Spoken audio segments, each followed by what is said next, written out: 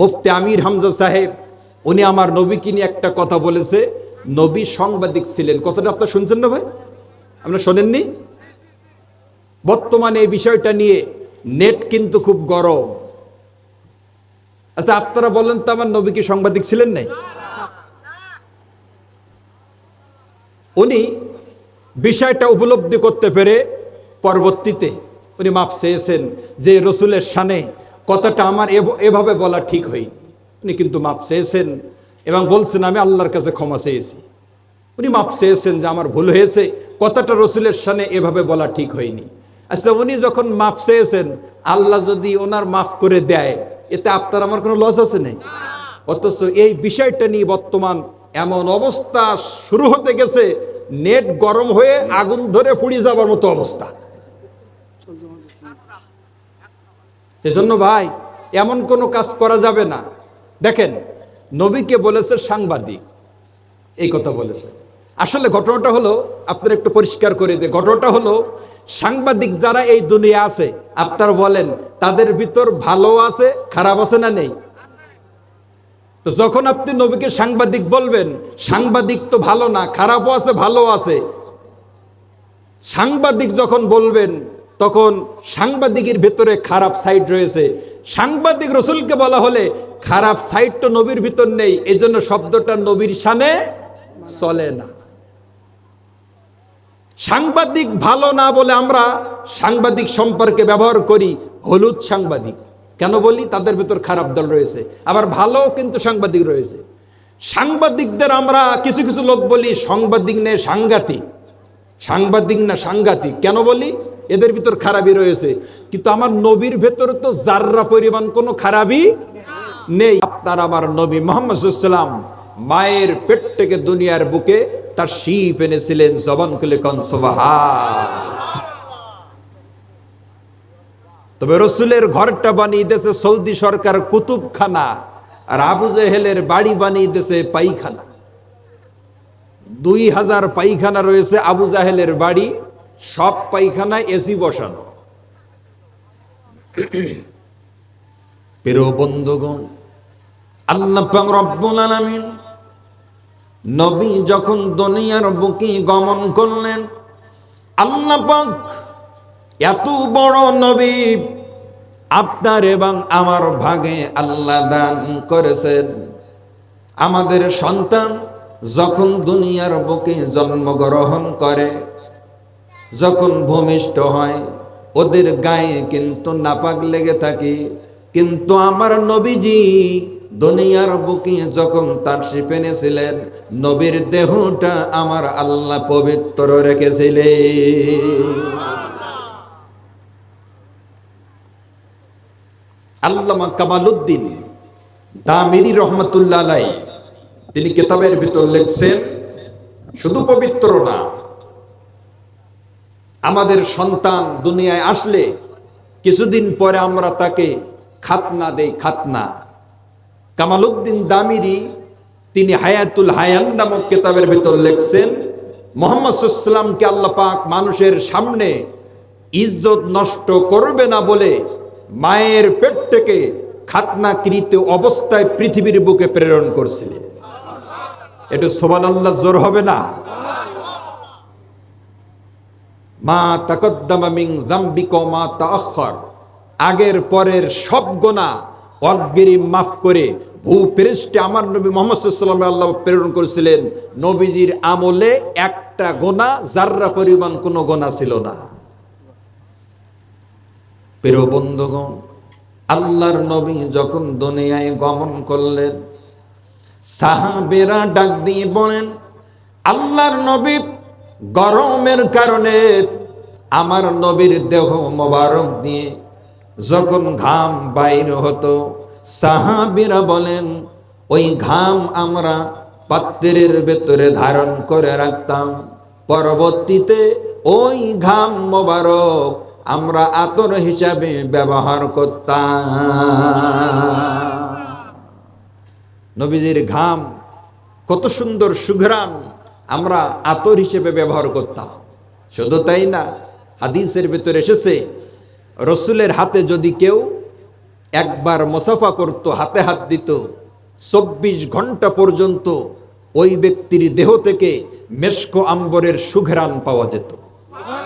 একটু আওয়াজ করে বলুন সুবহানাল্লাহ। রসুল রাস্তা দিয়ে চললে মেশক আম্বরের ঘ্রাণ পাওয়া যেত। আর সেই রসুলের উম্মত যখন রাস্তা দিয়ে যায়, বিড়ি, সিগারেট আর মদের গন্ধ পাওয়া যায়। এমন কিছু লোক আছে না? না, আসতে বললে মনে করবো সেই লোক মনে আপনি, জোরে কোন আছে না? না, নবী পেয়েছি 1 নম্বর। আমাদের কাজকর্মগুলো কয় নম্বর ভাই? বন্ধুরা, শুধু তাই নয়, আমার নবী যখন পেশাব পায়খানা করতেন, আল্লাহর নবীকে আমার আল্লাহ ইজ্জত হেফাজত করবে বলে মাটিকে হুকুম দিয়েছিলেন, নবীর পেশাব পায়খানা কেউ যাতে না দেখতে পায়। সঙ্গে সঙ্গে ওটা কিন্তু মাটির ভিতরে গ্রাস হয়ে যেত। পায়খানা পেশাব করলে মাটিতে গ্রাস করে ফেলতেন, যাতে রসুলের মলমূত্র কোন মানুষের চোখের সামনে না পড়ে। তারিকুল ইসলাম নামক কেতাবের 3 নম্বর খণ্ডের ভেতরে চমৎকার একটি ওয়াকিয়া এসেছে, একটু শ্রবণ করুন। আল্লাহর নবী কোন এক কারণে একটা পাত্রের ভিতরে পেশাব করেছেন। ঘর থেকে সকালে পেশাব ফেলে দেওয়ার কথা স্মরণ ছিল না। সাহাবী একজন পানি মনে করে ওই পেশাবকে পান করে ফেললেন। প্রিয় বন্ধুগণ, বান্দা ডাক দিয়ে বলে, পেশাব যখন পান করা হলো, আমি তখন বুঝতে পারলাম এটা তো পানি নয়, এটা আমার নবীজির পেশাব। প্রিয় বন্ধুগণ, আল্লাহর বান্দা তিনি বর্ণনা করেন, পেশাব যখন আমার পেটের ভিতরে চলে গেল, ওখান থেকে যতদিন আমি দুনিয়ার বুকে জিন্দা ছিলাম, আল্লাহর নবীর পেশাব আমার দেহের ভিতরে ঢোকার কারণে 24 ঘন্টা আমার দেহ দিয়ে মেশক এবং আম্বরের ঘেরান পাওয়া যেত। এবার একটু হাত উত্তোলন করে জবান খুলে বলুন, এই নবী কাদের ভাগে? জোরে কোন আল্লাহু আকবার, আরো জোরে কোন আল্লাহু আকবার।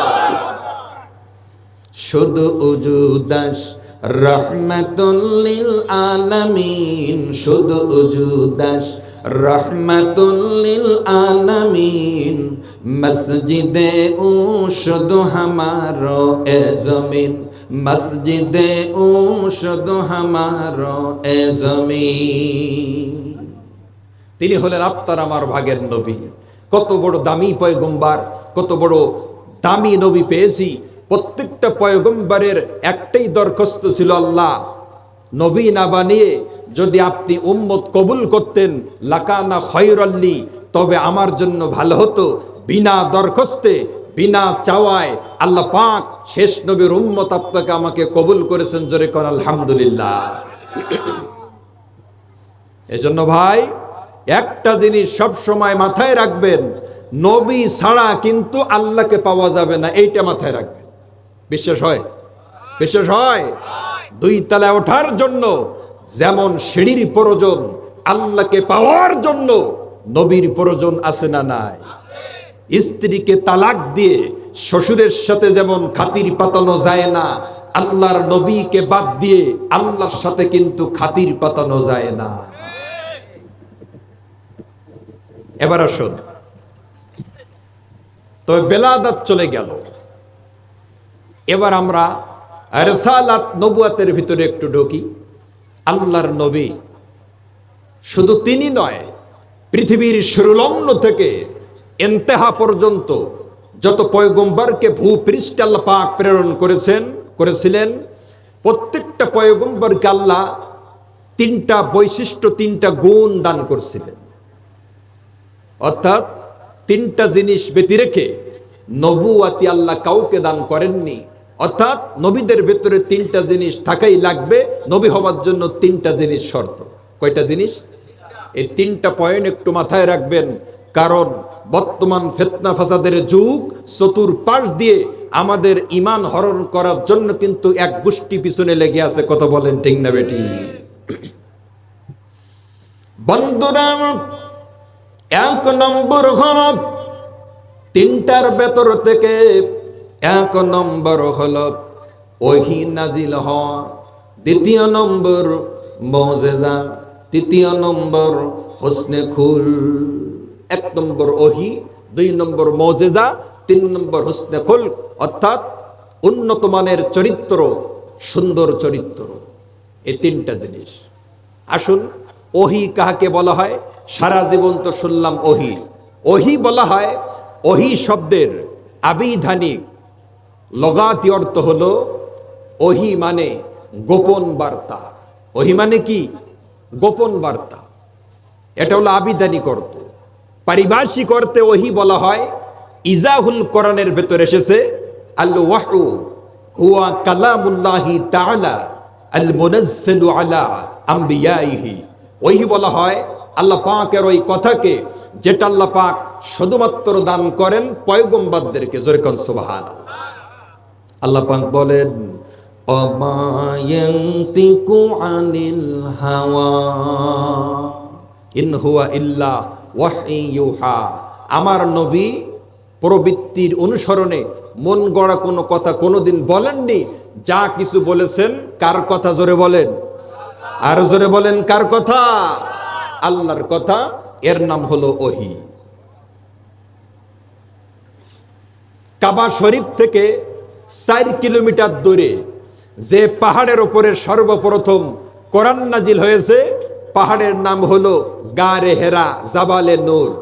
কি পাহাড় ভাই? গারে হেরা। প্রথম যেখানে কোরআন নাজিল হয়েছিল, এই পাহাড়ের উপরে 40 বছর বয়সে আল্লাহ পাক নবীকে নবুয়তি প্রদান করছিলেন। এখান থেকে একটা সূক্ষ্ম কথা মনে রাখবেন। খসায়েসে কুবরার ভেতরে আল্লামা জালালউদ্দিন সুয়ুতী রহমাতুল্লাহ আলাইহি তিনি লিখছেন, 40 বছর বয়সে আল্লাহ পাক নবীকে নবুয়তি দিয়েছিলেন। এটা হলো প্রকাশ্যভাবে রসুলকে নবুয়তি দিয়েছিলেন, আর গোপনভাবে অপ্রকাশ্যভাবে আমার নবীকে আল্লাহ নবুয়তি দিয়েছিলেন সমস্ত পয়গম্বরদের পূর্বে। আমার নবী কিন্তু সব নবীদের আগে নবুয়তি পেয়েছে, আর প্রকাশ্যভাবে নবুয়তি পেয়েছে 40 বছর বয়সে গারে হেরার ভেতরে, কাবা শরীফ থেকে 4 কিলোমিটার দূরে। কয় কিলো ভাই? 4 কিলোমিটার। সমতল ভূমি থেকে 2800 সিঁড়ি বেয়ে বেয়ে কোরআন নাজিলের গুহায় উঠতে হয়। কয়টা সিঁড়ি ভাই? 2800 সিঁড়ি। আমি নিজেই গুনছি, ওঠার সময় আবার নামার সময় কোনো সন্দেহ নেই। 2800 সিঁড়ি বেয়ে বেয়ে কোরআন নাজিলের পাহাড়ে উঠতে হয়। ওখানে আল্লাহর নবী ধ্যানে মগ্ন থাকতেন, আল্লাহর জিকির করতেন, ইবাদত করতেন, আর ওহীর জন্য ইন্তজার করতেন কখন আল্লাহর তরফ থেকে কোরআন নাজিল হবে। জোরে কোন মারহাবা। বন্ধুরা, আল্লাহ পাক রব্বুল আলামিন এই গুহার ভেতরে আমার আল্লাহ সর্বপ্রথম ওহী আল্লাহ নাজিল করেছিলেন। আম্মা জান হযরতে খাদিজাতুল কুবরা আল্লাহর নবীর জন্য খানা পানি নিয়ে উনি কিন্তু নবীর কাছে পৌঁছে দিতেন। নবী খানা পানি নিয়ে যেতেন, যখন ফুরিয়ে যেত খানা পানি আবার পৌঁছে দিতেন। জিবরাইল একদিন আসলেন, এসে বললেন, হুজুর আমি দেখলাম আপনার বিবি খাদিজাতুল কুবরা আপনার জন্য খুব কষ্ট করে খানা নিয়ে আসতেছে। আল্লাহ খাদিজার উপর খুশি, আপনি আল্লাহর তরফ থেকে খাদিজাকে 2টা খোঁজ খবর দিবেন। জোরে কোন সুবহানাল্লাহ।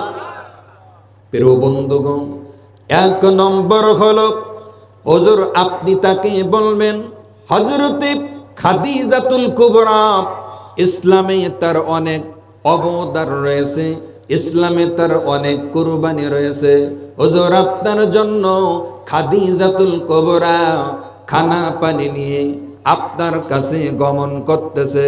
হুজুর আপনি খাদিজাতুল কুবরাকে আল্লাহর পক্ষ থেকে দুইটা জিনিস বলবেন। এক নম্বর হলো আল্লাহ পাক রব্বুল আলামিন খাদিজাতুল কুবরার উপরে খুশি হওয়ার কারণে আমার আল্লাহ খাদিজার জন্য জান্নাতের ভেতরে মণি মুক্তা দিয়ে আল্লাহ একটা বাড়ি তৈরি করে দেছে। ও ভাই, এখানে একটা জিনিস কিন্তু বোঝার রয়েছে। আমরা কাবা শরীফ থেকে যে 4 কিলোমিটার পাহাড়ের দূরত্ব, রসুলের জামানায় কি গাড়ি ছিল না ভাই? খাদিজাতুল কুবরা গেছে পায়ে হেঁটে, আমরা গেছি গাড়িতে, উনি গেছেন পায়ে হেঁটে। 2800 সিঁড়ি বেয়ে বেয়ে আমরা উঠেছি। রসুলের জামানায় সিঁড়ি ছিল না।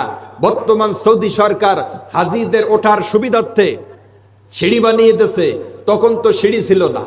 তবে সিঁড়ির চেয়ে বিনা সিঁড়িতে কষ্ট কম না বেশি? তবে 1 নম্বর পায়ে হেঁটে গেছেন সে কষ্ট, 2 নম্বর সিঁড়ি নেই সেই কষ্ট, 3 নম্বর আমরা উঠেছি খালি হাতে, আর আম্মাজানের হাতে কি ছিল? খানা এবং পানি। 3 নম্বর, আমার বয়স অল্প, আম্মাজানের বয়স ছিল বেশি, ওনার তো কষ্ট আরো হয়েছিল। এত কষ্ট করে স্বামীর কাছে খাদ্য পানি নিয়ে গেছে, আল্লাহ পাক খুশি না হয়ে পারে ভাই? আম্মাজানের আশপাশে রয়েছে, আম্মাজানরা নসিহতগুলো একটু মনোযোগ দিয়ে শুনবেন ভাই। এখানে আমরা যত মানুষ রয়েছি, কথাটা যদি সত্য হয় একটু বাঘের মতো উত্তর দিবেন। অধিকাংশ মানুষ তার স্ত্রীকে নিয়ে কিন্তু অশান্তির ভিতর রয়েছে, মান সম্মান চলে যাবার ভয়ে আমরা কিন্তু এটা অন্যত্রে প্রকাশ করি না। কথা বলেন ঠিক না বেঠি? প্রিয় বন্ধুগণ, 1 নম্বর চলে গেল। 2 নম্বর, হযরতে জিবরাইল হুজুরকে ডাক দিয়ে বলেন, হুজুর খাদিজাতুল কুবরা আপনার কাছে যখন গমন করবে, আপনি তখন 2 নম্বর খবর খাদিজাকে দিবেন।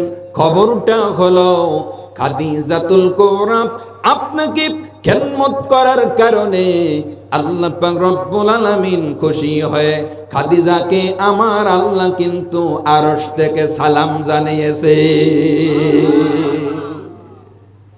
আল্লাহর তরফ থেকে সালাম পাওয়া এই বিষয়টা ছোট বিষয় নেই ভাই। আল্লাহর তরফ থেকে সালাম পাওয়া মানে কি ভাই?